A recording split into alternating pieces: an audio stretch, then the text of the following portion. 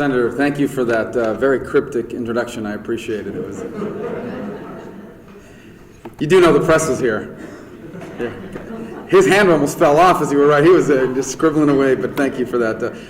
Interesting to hear your dream growing up about serving in public office. I, too, was interested in public office at a young age. I had another dream, and had it not been for my lack of size, speed, or talent, I would be playing in the NFL right now. But instead, I got involved in politics. But thank you for that introduction. Thank you all for having me here today. I'm pleased to be here. I think we're going to have questions here today, right? We can do a question period? Good. So what I'd like to do is, rather than just give you kind of the standard political speech, because that's not what this organization is, and in honor of your tradition as a nonpartisan group, but one interested, I think, in the future of our country and our society, I thought maybe what I would just talk about with you today is my view of what's happening. I don't even have to talk about my candidacy, because what I'm about to tell you is really the reason why I'm running. I want to give you kind of my view, from my perspective, of the moment that the American people are living and the choice before us, and then I'll try to suggest to you what I think the road we should go is. I know that every political figure that's ever run wants you to believe that their race is the most important race in American history, and they want you to believe that this moment, the moment in which they're campaigning, is the most important moment in American history. In fact, one of the most abused terms in politics these days is that we're at a crossroads. It's constantly being used in speeches. I think this is one time where that term can be used and not be a complete exaggeration. On the contrary, I don't know of any crossroads in modern American history over the last 2 decades more profound than the one we are at today. It is a crossroads that's both complicated and yet pretty simple to understand. It involves the very identity of our people and our nation. For the better part of the last 100 and some odd years, certainly since our founding 200 and some odd years ago, but especially in the last century, the American people made a strong commitment to the notion of limited government, to the idea that government was not going to pick winners and losers in our economy. Now, that doesn't mean we're anarchists or that we walk away from the safety net or the need of government to help those who cannot help themselves. But it was a firm commitment that this would be a society where what happened to you in your life would largely be the function of your willingness to work and your ability to do it. One of the few societies in human history that allowed people to determine what they wanted and then go out and get it for themselves.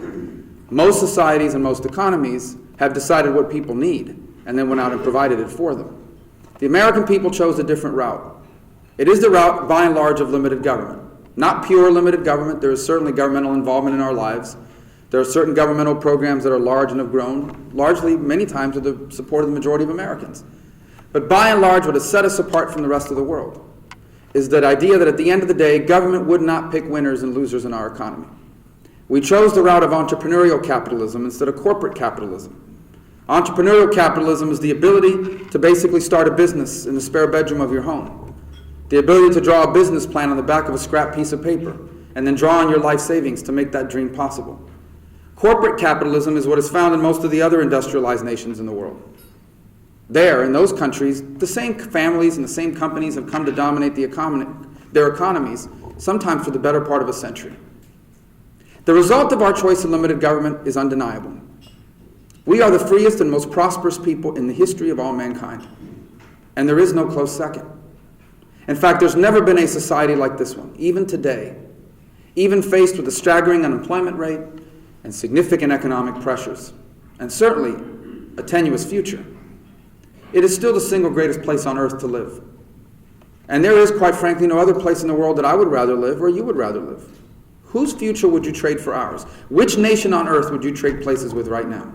And Tahiti doesn't count. Don't say Tahiti. I'm saying, which country on earth would you trade places with, now or in the history of mankind? And the answer is still none.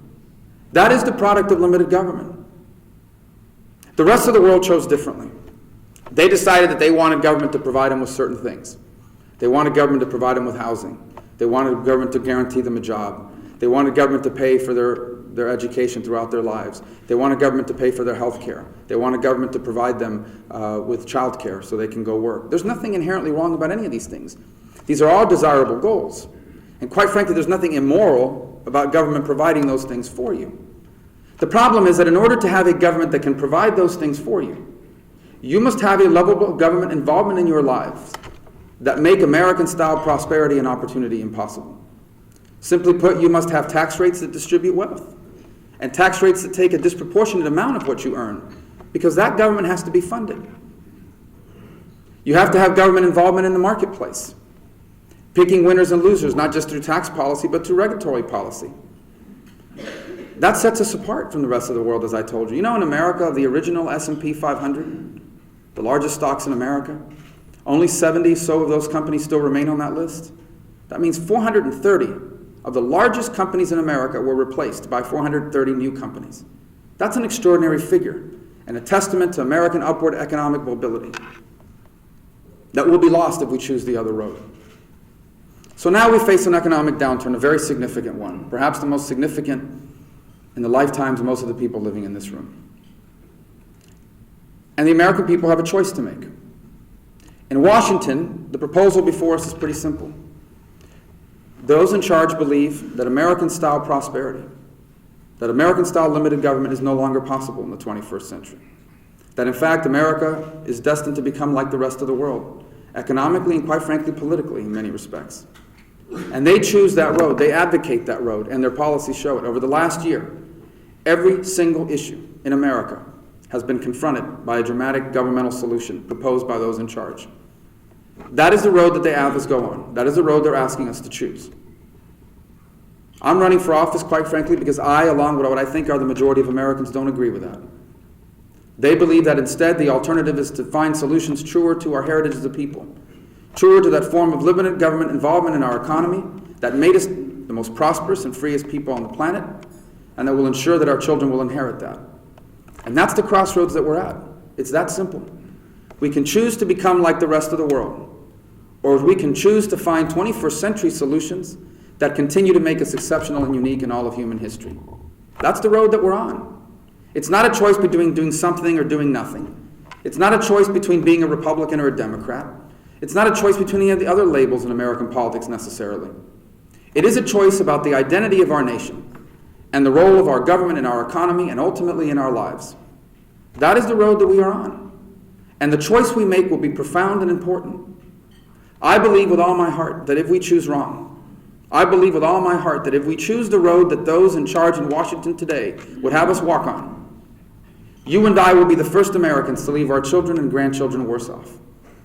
I believe that if we choose the road that those in charge would take us down, our children and our grandchildren will be the first Americans to inherit a diminished nation, something that has never happened in American history.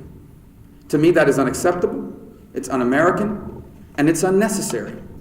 There are, in fact, solutions available to us today that will solve the problems of our time without requiring us to abandon the identity of our people and of our nation. And the stakes are extraordinarily high. Somehow, over the last 20 years, the American political class has come to believe that problems solve themselves, that their job is simply to get reelected, to say and do whatever it takes to win the next election, and not worry too much about the consequences because things, quote, always work out, end quote. That's not true. Every single generation of American leadership has had to confront and solve the issues of their time. And it's because they have that every generation of American has done better than the one before. Why would we be any different?